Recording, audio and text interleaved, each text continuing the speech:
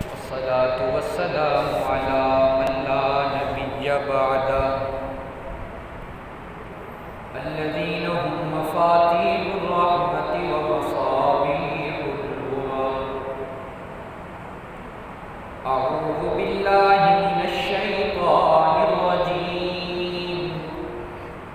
بسم الله الرحمن الرحيم.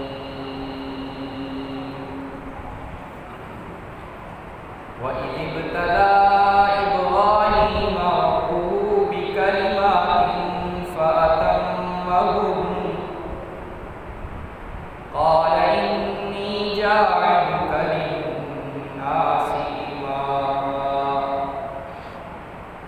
قال فمن ذريتي قال لا ينال عهد الظالمين. رب اشرح لي صدري ويسر لي أمري واحلل عقدة من لساني يفقهوا قولي. اللهم صل على محمد وعلى آل محمد كما صليت على إبراهيم وعلى آل إبراهيم إنك حميد مجيد. اللهم بارك على محمد وعلى آل محمد كما باركت على إبراهيم وعلى آل إبراهيم إنك حميد مجيد. اللهم صل على جسد محمد في الأجساد. اللهم صل على قبر محمد في القبور. اللهم صل على بلد محمد في البلاد. اللهم صل على تربة محمد في التراب. اللهم صل على في أول كلامنا. اللهم صل على في أوسط كلامنا. اللهم صل على في آخر كلامنا. يا رب صل وسلم دائما أبدا على حبيبك خير الخلق كلهم.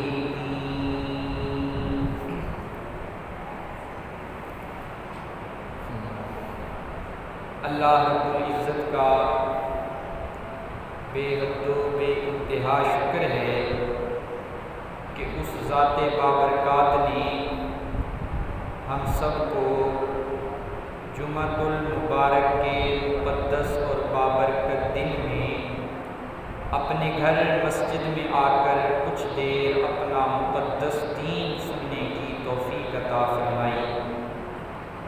اللہ پاک حق بات، حق نیت اور حق طریقے سے بیان کرنے اور اس پر عمل کرنے کی توفیق عطا فرمائے. احباب کرام،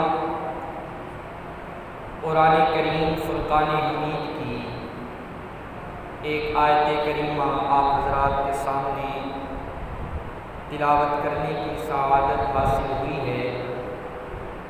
قرآن کریم روشنیوں کا مرکز ہے اور آج انشاءاللہ سیدنا ابراہیم علیہ السلام کے کردار کے حوالے سے قرآن کریم کی آیات کا سہارا لیتے ہوئے چند گزارشات کو شکرگزار کروں گا. میرے بھائیوں، ہر دوستی میں آزمائش ہوتی ہے. خواہ وہ کسی بھی قسم کی دوستی ہو، دوستی نام ہی آزمائش کا ہے۔ ہم دنیا میں رہ کر اپنے دوست کو آزماتے ہیں، اسی طرح اللہ پاک بھی اپنے دوستوں کو ٹٹولتا ہے۔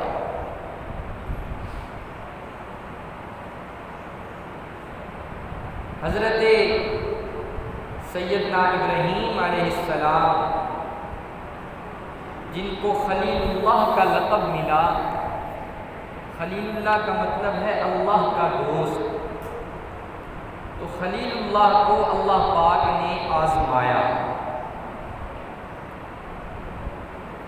اور نبی اکرم صلی اللہ علیہ وسلم کا فرمان عالی شان ہے کہ ہم انبیاء جتنا جس کا مرتبہ ہوا اتنا ہی اللہ پاک نے اس کو آزمایا۔ جو مرتبے کے لحاظ سے بڑا تھا اس پر آزمائش بھی اللہ پاک کی طرف سے اتنی بڑی آئی۔ حضرت سیدنا ابراہیم خلیل اللہ ہمارے جد امجد ہیں،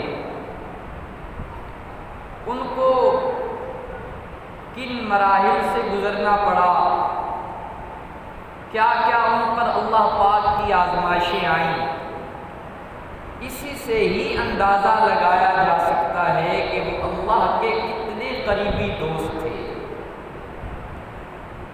اللہ پاک نے اپنے دوست کو آزمایا، ٹٹولا، لیکن حضرت ابراہیم خلیل اللہ کی آزمائش میں پورے اترے اور سچے ثابت ہوئے۔ سونے کو سونا بننے کے لیے بھٹی سے گزرنا پڑتا ہے۔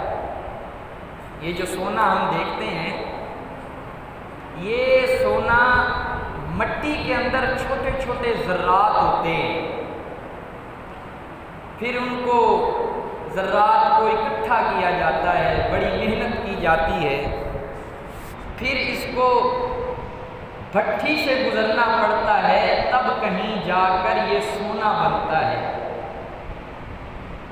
سونے کو سونا ثابت ہونے کے لیے بھٹی سے گزرنا پڑتا ہے، اسی طرح انسان کو بھی سچا ثابت ہونے کے لیے بھٹی سے گزرنا پڑتا ہے۔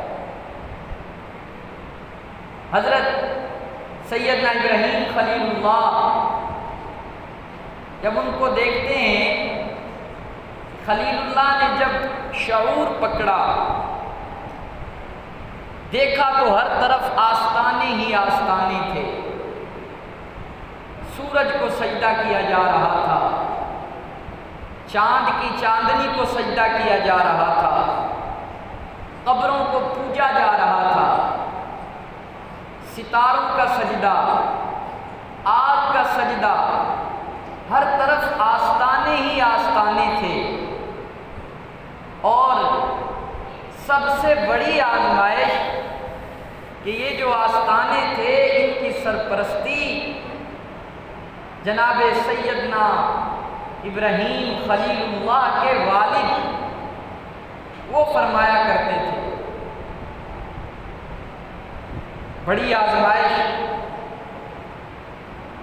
کہ ان آستانوں کی یہ جتنی رسومات بدعات ہو رہی ہیں، ان کی سرپرستی حضرت ابراہیم علیہ السلام کے والد فرمایا کرتے تھے۔ قرآن کریم میں آتا ہے کہ یخرج الحی من المیت ویخرج المیت من الحی، کہ اللہ پاک وہ ہے جو زندہ سے مردہ نکالتا ہے اور مردہ سے زندہ نکالتا ہے۔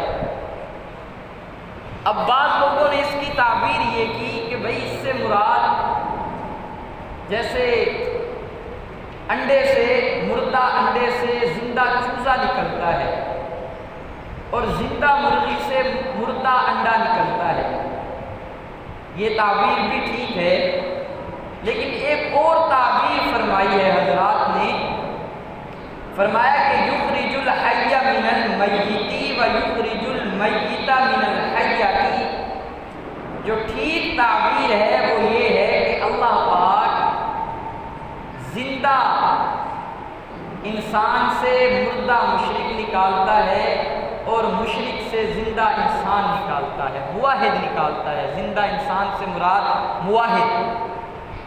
جیسے اللہ پاک نے حضرت نوح علیہ السلام سے کنعان کو نکالا، حضرت نوح علیہ السلام موحد، اللہ کے پیغمبر، اور ان کا بیٹا کنعان وہ مشرک۔ اسی طرح اللہ پاک ایک مردہ سے زندہ نکالتا ہے۔ آزر جو حضرت ابراہیم علیہ السلام کے والد تھے، آزر، ان سے اللہ پاک نے حضرت ابراہیم علیہ السلام کو نکالا۔ یہ بڑی ایک آزمائش تھی کہ والد سرپرستی فرما رہا تھا، اور پھر اللہ کا قرآن ہمیں ایک قانون اور ضابطہ یہ دیتا ہے کہ جب تم دعوت و تبلیغ کا سلسلہ شروع کرو تو سب سے پہلے ابتدا اپنے گھر سے کرو۔ اللہ پاک نے بھی اپنے محبوب کو قرآن کریم میں فرمایا کہ وَأَنذِرْ عَشِيرَتَكَ الْأَقْرَبِينَ، کہ جو آپ کے قریبی ہیں ان کو ڈرائیے۔ تو قرآن کریم یہ ضابطہ بیان کرتا ہے کہ جب تم دعوت و تبلیغ کا سلسلہ شروع کرو تو ابتدا اپنے گھر سے کرو۔ تو حضرت ابراہیم علیہ السلام نے جب اپنے والد کی طرف دیکھا کہ والد ایک آستانہ پرست ہے، آگ کی پرستش کرتا ہے، بڑے بڑے میلے لگتے ہیں، سرپرست اس کا والد ہے آزر، تو سب سے پہلے دعوت و تبلیغ کا سلسلہ اپنے گھر سے شروع کیا۔ پہلا خطاب اپنے والد کو حضرت ابراہیم نے یوں فرمایا، قرآن کریم کو اس کو اپنے سینے میں جگہ دی۔ اللہ کا قرآن کہتا ہے وَإِذْ قَالَ لِأَبِيهِ يَا أَبَتِ لِمَ تَعْبُدُ مَا لَا يَسْمَعُ وَلَا يُبْصِرُ وَلَا يُغْنِي عَنْكَ شَيْئًا۔ اب یہاں دیکھو قرآن کریم نے یا ابتی کہا ہے، یا مشرک نہیں کہا۔ والد مشرک تھا نا، تو لفظ مشرک بھی آ سکتا ہے۔ تو میرے بھائیوں اس طرف بھی اشارہ ہے کہ یہ کلام فطرت ہے، کلام فطرت ہے۔ یہاں پہ اللہ پاک نے یا ابتی، حضرت ابراہیم علیہ السلام کے والد کو بھی ابتی، والد کے نام سے یاد کیا۔ کوئی ہم بیمار دیکھیں نا، بیمار، اگر اس کو ہم بیمار کہہ کے پکاریں تو وہ بڑا غصہ کرے گا۔ کوئی اچھا سرجن ہو نا، اچھا ڈاکٹر، تو وہ جب دیکھتا ہے کہ مریض کی طبیعت زیادہ خراب ہے تو وہ اس مریض کو نہیں بتاتا، بلکہ جو اس کے لواحقین ہوتے ہیں ان کو سائڈ پہ کر کے انہیں بتاتا ہے کہ بھائی آپ کا مریض سیریس حالت میں ہے۔ تو میرے بھائیوں، قرآن کریم کلام فطرت ہے۔ کوئی کینسر کا مریض ہو، ہم اسے کہیں او کینسر کے مریض، تو وہ بیچارہ مرنے سے پہلے مر جائے گا۔ تو قرآن کریم نے یا مشرک نہیں کہا، بلکہ قرآن کریم نے یا ابتی کہا ہے، کیونکہ اسلام دین فطرت ہے۔ ہمارا نفس تو خوش ہوتا ہے کسی کی پگڑی اچھال کے، کسی کو تنگ کر کے، ہمارا نفس خوش ہوتا ہے، لیکن ہمارا اسلام اور دین اس کی اجازت نہیں دیتا۔ فرمایا کہ بیماری کا علاج کرو، بیمار کو مت چھیڑو۔ علاج بیماری کا کرو، بیمار کو مت چھیڑو۔ اللہ پاک نے تو فرعون کے نفس کو بھی مجروح نہیں ہونے دیا۔ اگر ہم کسی کو چھیڑیں گے وہ ہمیں چھیڑے گا، گالی گلوچ پہ اتر آئے گا۔ تو اس لیے اللہ کا قرآن یہ کلام فطرت ہے۔ رب العالمین نے اپنے کلام میں فرمایا اذ قال لأبیہ یا ابت لم تعبد ما لا يسمع ولا يبصر ولا يغنی عنک شیئا یا ابت لا تعبد الشیطان ان الشیطان کان للرحمن عصیا یا ابت انی اخاف ان یمسک عذاب من الرحمن فتکون للشیطان ولیا یا ابت انی قد جاءنی یا ابت یا ابت یا ابت انی قد جاءنی من العلم ما لم یأتک فاتبعنی اہدک صراطا سویا۔ اے میرے ابا جان، ان بتوں کے آگے جھکتے ہو، نہ تو یہ سن سکتے ہیں ما لا یسمعو، نہ یہ سنتے ہیں، نہ یہ دیکھتے ہیں، اور نہ یہ کسی چیز کا نفع نقصان پہنچا سکتے ہیں۔ یا ابت لا تعبد الشیطان، اے ابا شیطان کی اطاعت نہ کرو، شیطان کی باتوں میں نہ آؤ، کیونکہ وہ تمہارا کھلا دشمن ہے۔ بڑے پیار سے فرمایا کہ اے میرے ابا جان، میں آفاقی علم کا حامل ہوں، میں روشنیوں کا نقیب ہوں، میں رب العالمین کا پیغام لایا ہوں، میں ہدایت کا امین ہوں۔ بیٹا ہونے کے باوجود میں اس قابل ہوں کہ آپ میری تقلید کریں، آپ باپ ہونے کے باوجود اس قابل ہو کہ میرے مقتدی ہوں، اور میں بیٹا ہونے کے باوجود اس قابل ہوں کہ میں تمہارا امام بنوں۔ اے میرے ابا جان، صراطا سویا، آ جائیے صراط مستقیم پر، میں آپ کو سیدھا راستہ دکھاتا ہوں، جہنم کی آگ سے بچ جاؤ گے۔ اور یہ صراط مستقیم ہے کیا میرے بھائیوں؟ ہم روزانہ 5 وقت نماز میں پڑھتے ہیں، کیا مطلب ہے صراط مستقیم کا؟ صراط مستقیم کا جو مفہوم ہے وہ ہے اللہ کی توحید، اللہ کی تھوڑا بولنے کا مزاج بنائیں۔ صراط مستقیم کا مفہوم کیا ہے؟ اللہ کی توحید۔ اللہ پاک نے اپنے قرآن کریم میں فرمایا ان ھذا صراطی مستقیما فاتبعوہ، کہ صراط مستقیم یہ ہے کہ میری اتباع کرو، میری اتباع کرو، مجھ تک پہنچنا ہے تو صراط مستقیم والے راستے پر چلو۔ اگر مجھ تک پہنچنا چاہتے ہو تو صراط مستقیم کا دامن پکڑ لو۔ تھوڑی کوشش کرتا ہوں کہ آپ کو سمجھاؤں یہ صراط مستقیم ہے کیا۔ رب العالمین نے فرمایا ان ھذا صراطی مستقیما فاتبعوہ، اگر مجھ تک پہنچنا چاہتے ہو تو صراط مستقیم پر آ جاؤ۔ اور اللہ کے حبیب نبی رحمت صلی اللہ علیہ وسلم نے بھی فرمایا ان اللہ ربی و ربکم فاعبدوہ، کہ اسی کی عبادت کرو، ان ھذا صراطی مستقیم، کہ یہی صراط مستقیم ہے۔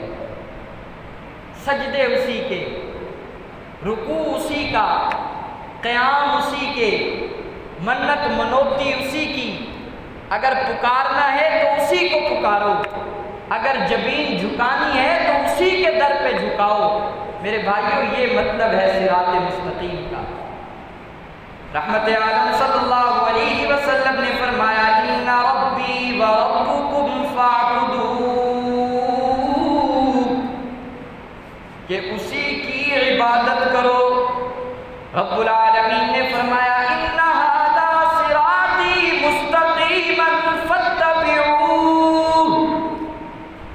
میری ہی اتباع کرو۔ سورہ یاسین میں رب العالمین نے فرمایا کہ وَامْتَازُوا الْيَوْمَ أَيُّهَا الْمُجْرِمُونَ۔ حشر کے دن اللہ پاک اعلان فرمائے گا کہ آج ذرا تقسیم ہو جائے، وفادار ایک طرف ہو جائیں، غدار ایک طرف ہو جائیں، نمک حلال ایک طرف ہو جائیں، نمک حرام ایک طرف ہو جائیں، رب کے آگے جھکنے والے ایک طرف ہو جائیں اور سب کے آگے جھکنے والے ایک طرف ہو جائیں۔ رب کے آگے جھکنے والے ایک طرف، سب کے آگے جھکنے والے ایک طرف، یکجائی ایک طرف، ہر جائی ایک طرف، مجاہد ایک طرف، مجاور ایک طرف، شیدائی ایک طرف، حلوائی ایک طرف۔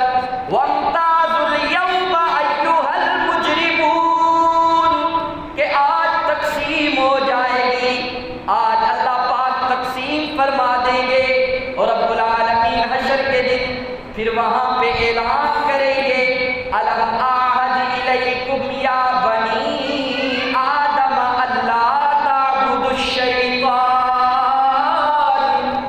کہ اے اولاد آدم، میں نے عالم ارواح سے تم سے وعدہ نہیں لیا تھا کہ دنیا میں جا کر شیطان کی اتباع مت کرنا ورنہ بھٹک جاؤ گے۔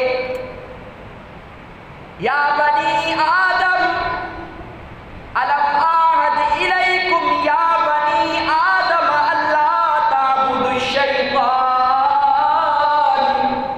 إِنَّهُ لَكُمْ عَدُوٌّ مُبِينٌ کہ وہ تمہارا کھلا دشمن ہے۔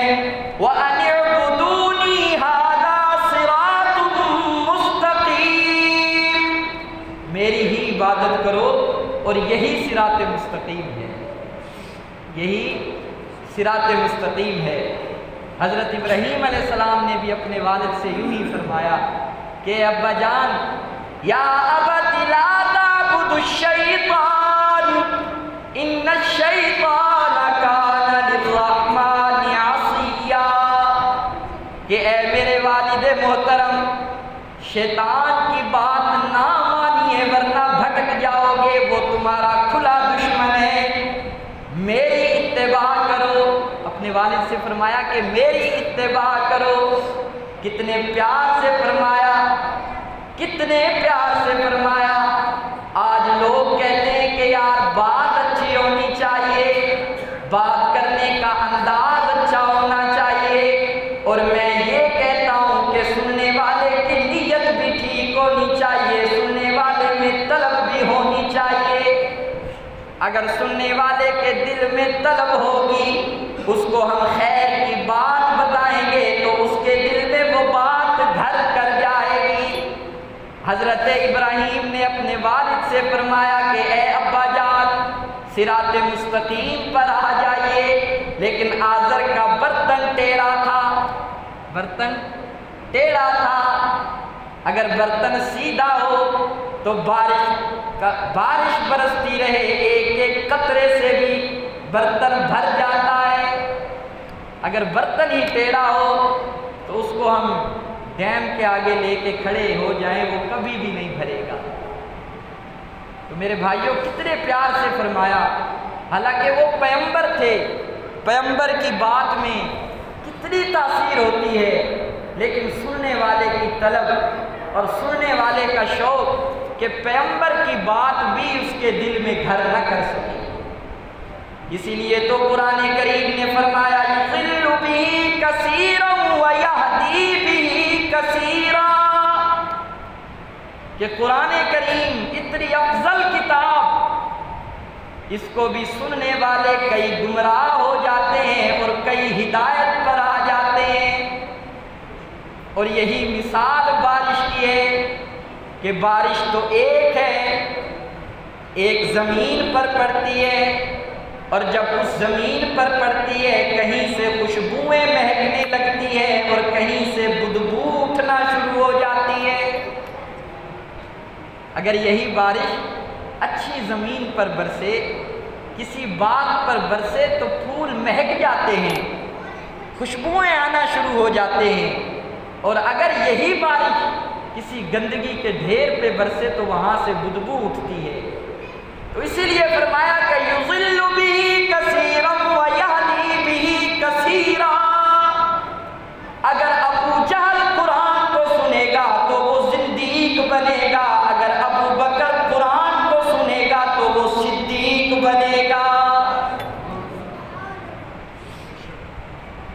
حضرت ابراہیم علیہ السلام کو والد نے ڈانٹا، اچھا ہمارے خداؤں کی مخالفت کرتے ہو، قوم کے سامنے پیش کیا۔ یہ فیصلہ ہوا کہ ابراہیم کو آگ کے اندر ڈال دیا جائے، ہم اپنے معبود کی مدد سے ایندھن اکٹھا کر کے آگ جلائیں گے اور ابراہیم کو اس میں ڈالیں گے۔ انہیں کیا پتا تھا کہ ابراہیم کا رب ان کے معبود سے کہیں زیادہ طاقت والا ہے۔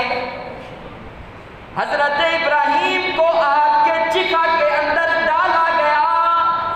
یہ تو اللہ کی مرضی تھی نا کہ آگ گلزار ہو گئی۔ حضرت ابراہیم کو آگ کے اندر ڈال دیا گیا۔